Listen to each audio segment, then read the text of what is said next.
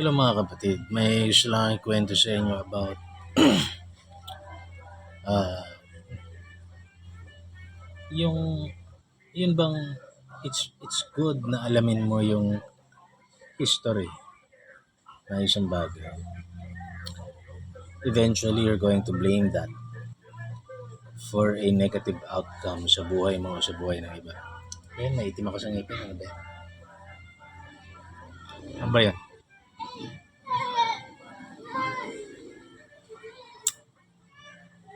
Eventually, ganun, no? Pero hindi ka dapat magbabad na i-blame mo pa yung pangyayari sa buhay mo na yun. Nung ako ay napadpad siya pagraradyo-radyo, sabi ko sa lahat ng mga naging trabaho, ito yung pinakamadaling gawin ha.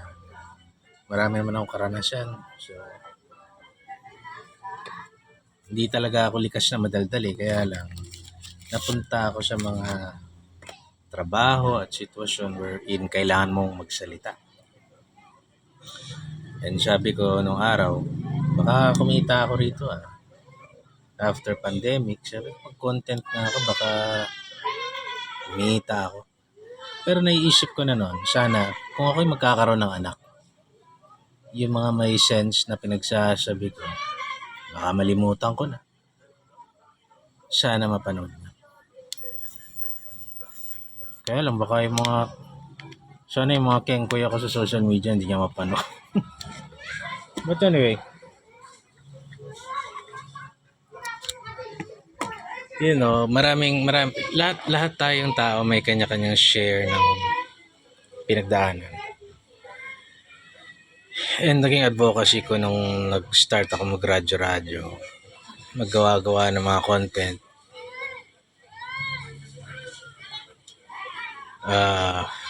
Tungkol doon. Isa sa mga naging advocacy ko is related sa anxiety and depression. So it's frustrating for me na meron akong mga kaibigan o kapamilya o na nagdadaan sa ganon.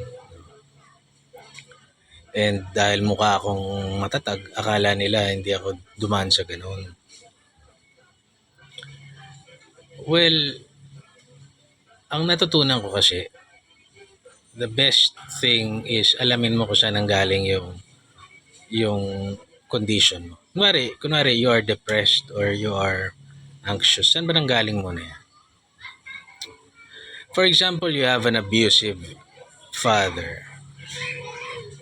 Yung iba naman nakaka-develop ng ganun. They have an abusive husband or dumaan sa ganun. Kunwari, no? You have to figure it out kung anong ginawa nun sa personality mo, sa pagkatao mo,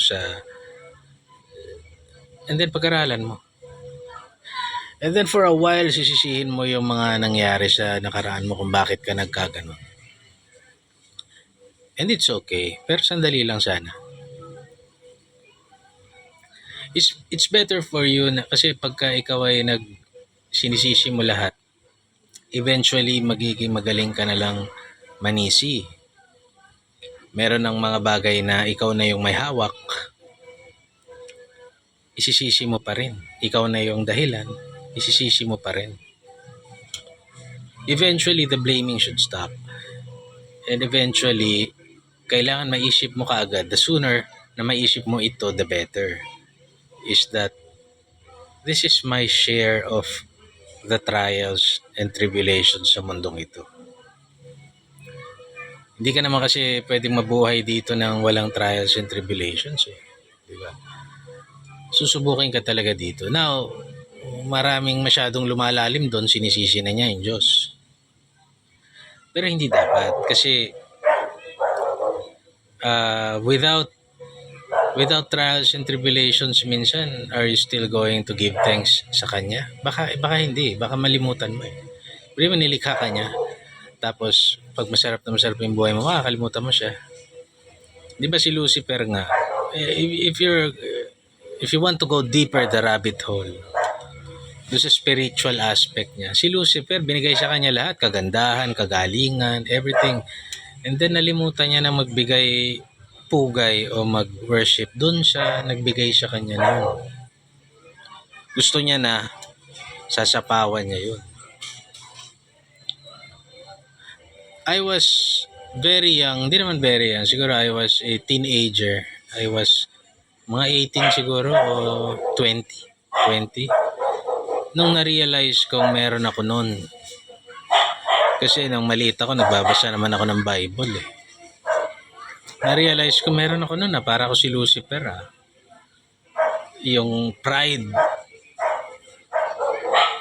Yung sometimes you are thinking of mas magaling ka pa. Mas magaling pa ako sa teacher ko. Mas magaling pa ako dito ah. Bakit siya successful? Mas magaling pa ako dito ah. Mali pala yun. So through the grace of God, I was able to recognize that. And patuloy ko siyang nare-recognize kasi patuloy ko siyang nagiging kasalanan and weakness. That's why siguro nag-share ako. Gusto ko ring malaman ng anak ko to. Baka meron siya nito lumaki eh. Nasa dugo ko eh.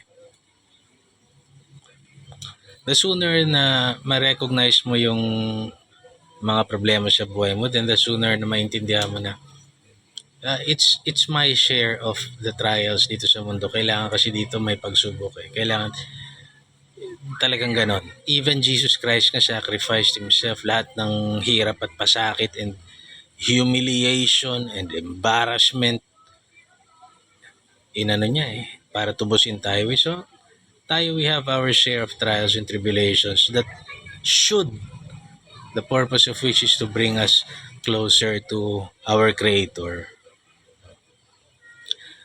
The sooner na yun ang maging mindset mo, the sooner you stop blaming others. Maaring, sila ang sanhi nito, yung trauma ko, nanggaling sa kanya, ganyan. Pero the sooner you stop blaming, the sooner you get better. The sooner you heal, the sooner you, alam mo yan, you understand na life is about learning and healing. And maybe you would be a reason for others na mag-heal din sila. God bless.